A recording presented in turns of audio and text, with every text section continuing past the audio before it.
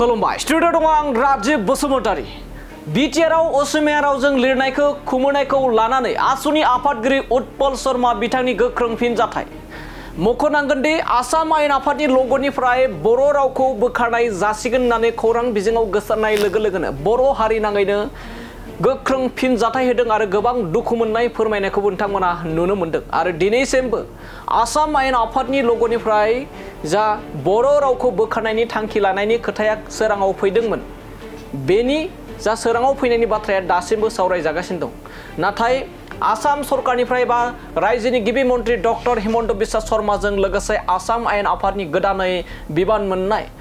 रन्जित कुमार दास थामहिनबा बुंथिगिरि रन्जित कुमार दास बिथाङाबो स्पष्ट होबाय एबा बिनि थाखाय रोखा फोरमायनानै होबाय दि आसाम आयेन आफादनि लग'निफ्राय बर' रावखौ बोखारनाय जानाय नङा नाथाय लग'आ सोलाय सोल' जानानै गासै मोनब्रै रावखौ थिसननाय जागोन आसाम आयेन आफादाव एबा आसाम आयेन आफादनि लग'आव होननानै नाथाय थेवब्लाबो गोजोन फैयाखै बर' हारिनि गेजेराव बे बाथ्राखौ लानानै दासिमबो गोजोननाय मोनाखै बर' हारिनि गोबां दैदेनगिरिफोरा आरो बेखौ लानानैनो जा आसाम सरकारनि थांखि लानायनि बाथ्राया सोराङाव फैदों बेनिफ्रायनो बनसु आफादनि गोबां दैदेनगिरिफोरा जोंनि क'क्राझार सहराव थानाय गोबां गलाफोरनि जा साइन बर्डआव असमिया रावजों लिरनाय दंमोन बेखौ खोमोरजोबनानै गोसोम दागो होजोबदोंमोन नोंथांमोना जोंनि बे एक्सक्लुसिभ भिजुअलनि गेजेरजों नुखादों जेराव मैयायो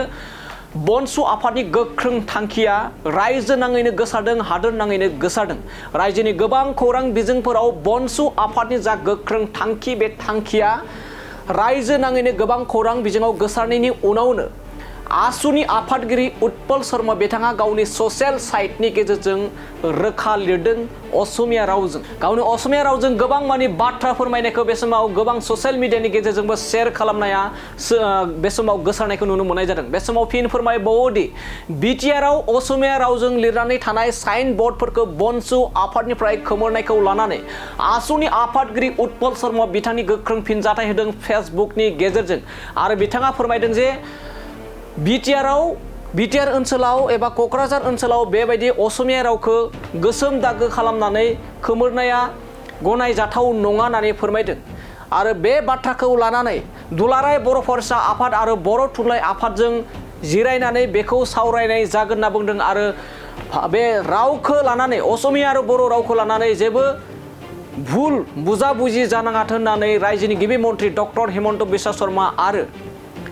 बिटिसिनि गाहाय मानाव गेदेर हाग्रामा महिलारि बिथांखौबो गुरैयै खावलायदों उत्पल शर्मा बिथाङा।